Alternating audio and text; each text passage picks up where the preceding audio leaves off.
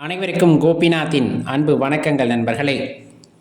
ஆவணி மாதத்தில் வருகின்ற அமாவாசை திதி ரொம்ப அற்புதமானது. வருகின்ற 22ஆம் தேதி மதியம் 12:53க்கு ஆரம்பித்து 23ஆம் தேதி மதியம் 12:29 மணித்துளிகளுக்கு அமாவாசை திதி நிறைவடைகிறது.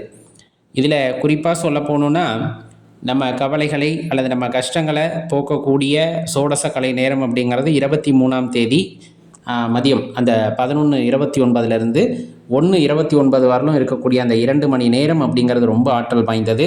அந்த நேரத்தில் இறைவனிடம் நாம் விண்ணப்பம் வைத்து என்ன வேண்டுமோ அது சத்தியத்துக்கு உட்பட்டு கேட்கும் பொழுது கண்டிப்பாக நடக்கும் என்பது ஐதீகம், தவறவிட வேண்டாம்.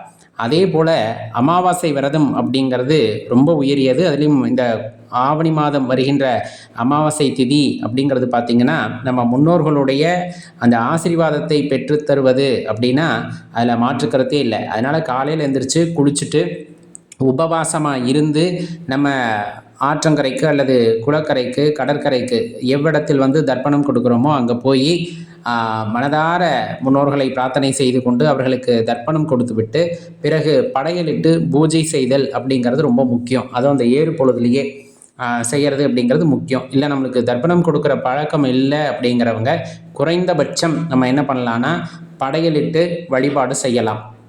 இது ரொம்ப முக்கியமான விஷயம். முன்னோர்களுக்கு செய்யக்கூடிய இந்த கைங்கரியங்களை முறையாக செஞ்சோனாலே வீட்டில் இருக்கக்கூடிய பாதி பிரச்சனை தீந்துரும் அப்படின்னு சொல்லுவாங்க. இதுக்கும் சாத்தியம் இல்லை அப்படிங்கிறவங்க குறைந்தது காக்காய்க்கு சாப்பாடு வைக்கலாம், மாடுகளுக்கு கீரை அல்லது புல், வாழைப்பழம் ஏதேனும் ஒன்று வாங்கி தரலாம். இதுவே போதுமானதாக கூட சில பேருக்கு கண்டிப்பாக இருக்கும். இது எல்லாமே முன்னோர்களுடைய ஆசீர்வாதத்தை பெறுவதற்கு, சித்தர் வழிபாடு செய்வதற்கு அல்லது தியானம் செய்வதற்கு ரொம்ப ஏற்ற தினம் அப்படின்னு சொன்னோம்னா இந்த ஆவணி மாதம் வருகின்ற அமாவாசை திதியை குறிப்பிட்டு சொல்லலாம்.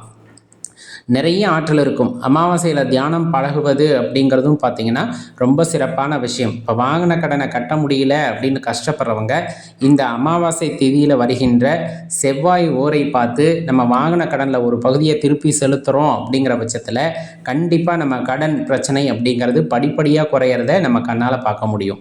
எல்லாத்தையும் மீறி ஒரு உயரிய வழிபாடு இந்த அமாவாசை திதியில் செய்கிறது அப்படின்னம்னா குலதெய்வ வழிபாடு.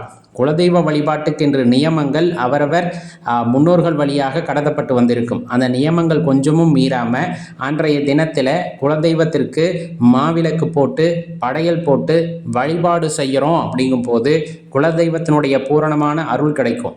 என்ன கண்டிப்பாக செய்யணும் அப்படின்னா அன்னதானம் அப்படிங்கிறது அன்றைய தினத்தில் குலதெய்வ வாசல்லையோ அல்லது இஷ்ட தெய்வ வாசல்லையோ வச்சு செய்கிறது அப்படிங்கிறது ரொம்ப உயரிய ஒரு விஷயம் அப்படிங்கிறத மறந்துட வேண்டாம்.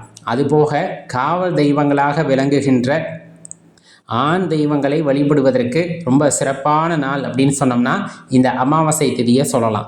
அதனால் இவ்வளவு சிறப்பு வாய்ந்த இந்த நாளை யாரும் தவற விடாதீங்க. அமாவாசை விரதம் இருந்து வழிபாடு செய்யுங்கள். முன்னோர்களுடைய ஆசீர்வாதம், குலதெய்வத்தினுடைய ஆசீர்வாதம் பூரணமாக கிடைக்கும்.